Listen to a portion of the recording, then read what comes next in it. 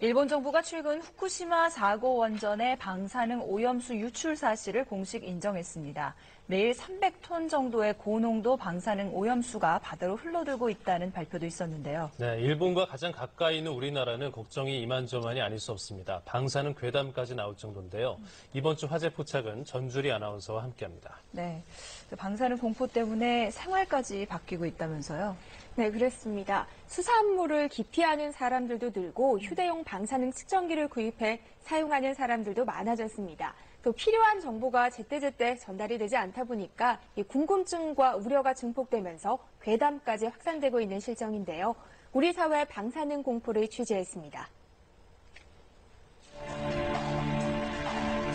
2011년 3월 발생한 일본 후쿠시마 원전 사고. 두해 반이 지났지만 여전히 일본인들은 방사성 물질의 공포에 떨고 있습니다. 불안감은 우리나라에까지 퍼졌는데요. 특히 수산물에 대한 공포가 큽니다. 일본산 수입 수산물에서 세슘 검출 건수가 늘고 있는가 하면 최근 방사능 오염수 유출까지 확인됐기 때문인데요. 많이 두렵죠. 아무래도 발암물질인데 우리 몸에 안 좋다는 건 이미 누구나가 다 알고 있잖아요.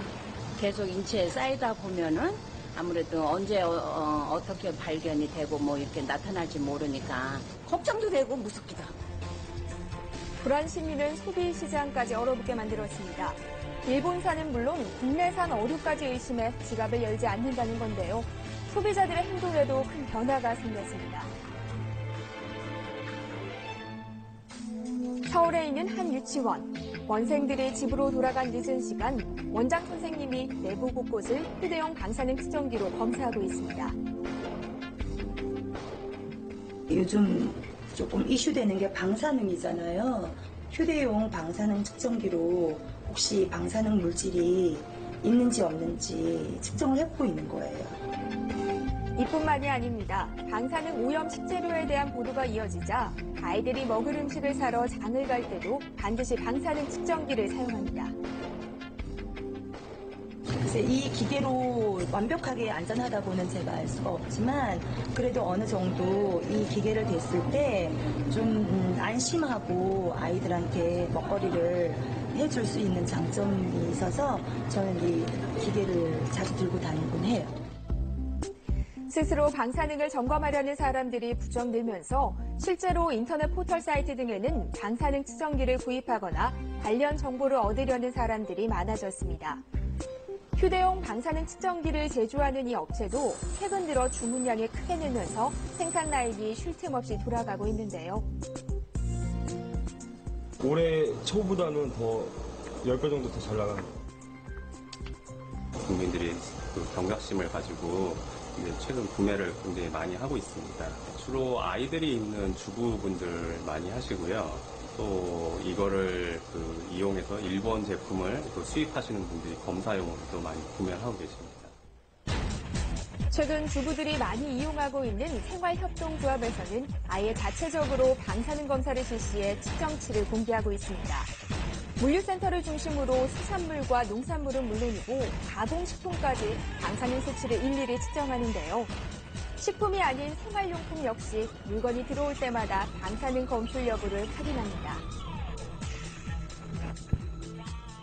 생활용품 같은 경우는 주기적으로 진행을 하고 있고요. 식품이나 그런 것들은 매일 이제 신규로 들어오거나 아니면 신상품 들어왔을 때 진행을 하고 있습니다. 방사능 측정을. 측정한 품목의 방사능 물질 결과치.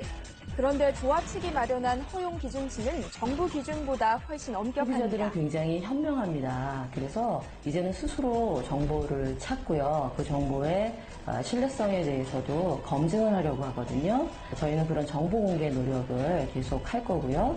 그리고 저희 스스로 생협의 생활제에 대한 검증도 계속 해나갈 겁니다. 시민들과 민간의 이러한 방사능 불안에 대해 식품의약품안전처는 일본산 수산물에 대한 검사는 정기적으로 시행하고 있으며 현재 설정된 기준치 초과 검출은 없다고 밝혔습니다. 저희는 기준치가 이내기 때문에 적합하고 안전하다라고 표현을 하는 거지 전혀 검출되지 않았기 때문에 안전하다고 말을 할 수 없는 게 우리나라 그러니까 기준은 370 베크럴이 맞습니다. 일반인들이 자연으로부터 이제 방사선 피폭 선량을 환산했을 때 안전한 수치 범위가 식품으로는 얼마만큼 먹었을 때 괜찮겠느냐라는 다 산정을 했을 때 안전하겠다 해서 기준을 세운 것이고요. 또 우리나라의 식품 세슘 허용 기준치는 370, 일본보다는 높지만 유럽이나 미국보다는 훨씬 낮은 수치로 정해놓았다고 설명했는데요. 이와 함께 한국원자력안전기술원이나 식약처 홈페이지를 통해 수입 식품의 방사능 검출 여부를 공개하고 있다고 밝혔습니다. 그러나 정부의 이런 방침에도 불구하고 시민단체의 반발은 더욱 커져 직접 방사능을 측정한 뒤 일반에 공개하는 시민 모니터링 사업까지 시작했습니다. 무엇보다 정부가 설정한 방사능 기준치 자체가 절대 안전하다고 장담할 수 없다는 주장인데요. 민간 차원에서 측정을 한다는 것이 굉장히 의미가 있고요. 저희가 또 이런 그 모니터 활동이나 감시 활동을 할 때만이 정부 정책도 훨씬 더 강화될 수 있다고 생각을 합니다.